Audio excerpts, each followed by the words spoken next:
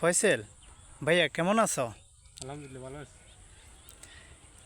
এই বাগানের জন্য আমরা সব সময় দেখি অনেক কষ্ট করে থাকো, অনেক কষ্ট করে সব সময় এই বাগানের প্রতিটা গাছ যত্ন করো, অনেক কষ্ট করে পানি দাও। প্রতিদিন বিকেলবেলা হলে প্রায় 1 ঘন্টার মতন সময় লাগে পানি দিতে। এই বাগানের জন্য অনেক কষ্ট করো। সবসময় আমরা এখান দিয়ে যাতায়াতের সময় দেখি অনেক কষ্ট করো এই বাগানের জন্য। আর এই বাগানে সব সময় আমি দেখি দিনে রাত্রে সব সময় তুমি আসো, আসি এই বাগানের প্রত্যেকটা গাছের যত্ন নাও, দেখো। তবে এখন আমি জানতে চাই এইখানে এই বাগানের মধ্যে কি কি গাছ আছে? আসসালামু আলাইকুম। এ হলো আমার বড় ভাই শখের বাগান।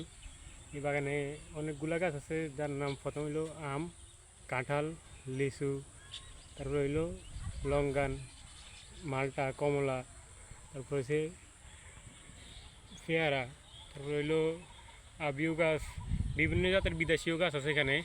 জি। আমার ভাই খুব কষ্ট করা গাছগুলা কালেকশন করা। এখানে সবসময় এখানে কষ্ট করতেছি, কারণ কষ্ট করলে গাছ লাগাইলে মূল কথা হলেও আপনি পরিশ্রম করতে হইব। গাছ লাগে আপনার বাসায় বসে থাকবেন, বাসায় বসে ফল খান, আশা করি ওই চিন্তা করলে আপনার ফল খাইতে হইব না, ঠিক আছে নি? আপনি একটা গাছ লাগাইলে ওই গাছের পিছনে যত্ন করতে হইব, কোন টাইমে কী লাগে না লাগে আপনি ওটা দেখতে হইব, কোন টাইমে গাছের পোকামাকড় ধরে ওষুধ দিতে হইব, গাছে সবসময় পানি দিতে হইব। একটা গাছ লাগাইলে সবসময় যত্ন করলে আপনি ভালো কিছু আশা করতে পারবেন।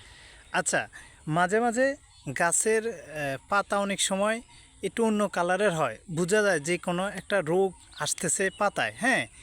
তখন এটাকে কিভাবে বুঝো এবং কিভাবে এটার মধ্যে ক্যান স্প্রে করো, মানে এই সিস্টেমটা কিভাবে বুঝো? গাছে পাতা যখন দেখবেন আপনি ছিদ্র হয়ে যায়, তখন এটা মনে করতে হবে এটা পোকা আক্রমণ করছে, ঠিক আছে নি? জি। তখন আপনি ওখানে ছত্রাকনাশক এবং কেমিটা ওষুধ ব্যবহার করতে পারি কি, যদি পোকার আক্রমণ দেখেন আর কি, জি। পাতার ওই রোগটা ধরলে আর কি। জি। আচ্ছা, ওই সময় এরকম হলে যেটা বোঝা যায় না, ওটা কি আমার বিটু কাকার সাথে আলাপ করা হয় যে কাকা, মানে তাকে কি ছবি উঠাই ফাটানো হয়? হ্যাঁ, আমি আমার বড় ভাইয়ের সাথে অনেক কিছু আলাপ করি, তখন আমি বুঝি না সে আমাদের তারপরে কথা বলি, কৃষি অফিসের সাথে সে আমার পরামর্শ দেয়, তারপরে আমিও ওই দিকে কাজ করি। ও আচ্ছা, যাক ভালো। আনুমানিক এই বাগানের মধ্যে, পুরো বাগানের মধ্যে কত গাছ হতে পারে? এখানে পুরো বাগানের মধ্যে সবগুলো গাছ মিলে আপনার 200 গাছ হইতে পারে। 200 গাছ? হ্যাঁ। হ্যাঁ, আমার কাছে মনে হয়েছে, আমি পুরো বাগানে ঘুরে আমার কাছে মনে হয়েছে তারও বেশি। যাই হোক, এটা একটা আনুমানিক বলা আর কি। তবে আমি সবসময় দেখি অত্যন্ত কষ্ট করা হয় এই বাগানের জন্য, অনেক কষ্ট করো সবসময় এই বাগানের জন্য খেয়াল রাখো। আমার বিটু কাকার অবর্তমানে আসলে অনেক কষ্ট করো, এটা আমি দেখি। তো আমার ভাই শখের বাগান, এই কারণে কষ্ট করতেছি, কারণ কষ্ট না করলে ফল বাগানে কোনো ফল আপনি আশা করতে পারবেন না। গাছ আপনি রুপি যাবেন, গাছের পানি দিবেন না, ওষুধ দিবেন না, সময় মতো যত্ন করবেন না, তখন আপনার গাছ হাতে কোনো কিছু দিবেন না। যত্ন করবেন, অবশ্যই আপনি সফল হবেন। জি।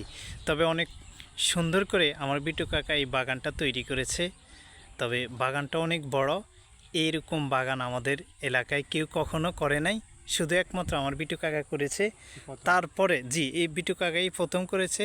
তারপরও করা শেষ না, তার অবর্তমানে অনেক কষ্ট করা। যদি এরকম কষ্ট, এরকম পরিশ্রম, এরকম যত্ন না নিতা, তাহলে এই বাগানটা আসলে এরকম সুন্দর করে ফুটে উঠতো না। মাশাআল্লাহ, আমাদের এখানে সবগুলো গাছে রোদ ভালো আছে, সবগুলো গাছে ভালো আছে, সবগুলো গাছ নতুন পাতা দিতেছে, বড় হইতেছে। আমাদের নতুন বাগান তো, সবগুলো আমরা নতুন বাগান হিসাবে যে মিলে কষ্ট করা দরকার আমরা ওই মিলে করে দিতেছি। সামনে আমাদের কষ্ট কিছু কমবে, পানি দেওয়া কমবে, যখন আমাদের গাছগুলো আরও বড় হয়ে যাবে, তখন আর নিচে হেল ছাই দিব, তখন আমাদের পানি দেওয়ার কষ্টটা কমে যাবে আর কি। জি। তখন পানি কম কম দিতে হইব, দিয়ে ভাগে দিতে হইব, যখন পানি লাগে তখন দিতে হইবে, আর এখন সবসময় পানি দিতে হইব। জি। দর্শকের উপলক্ষে কিছু বলবা? যারা যারা এরকম মানে ভাল লাগে না, এরকম জায়গা আছে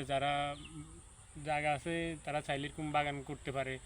তাদের বেকার সময়টা বাগান আসলে তাদের ভালো লাগবে। আমরা চাই তারা এরকম বাগান করুক, বেকার সময়টা তারা বাগান আসলে অনেক ভালো লাগবে আর কি, এরকম ফল বাগানে। ঠিক আছে, অনেক সুন্দর করে আমাদের সাথে কথা বলছো। বাগানে যেরকম যত্ন নাও, এরকম যত্ন নিয়ে আমাদের সাথে কথা বলেছো। ঠিক আছে, ভালো থাকবা। আসসালামু আলাইকুম। আসসালামু আলাইকুম।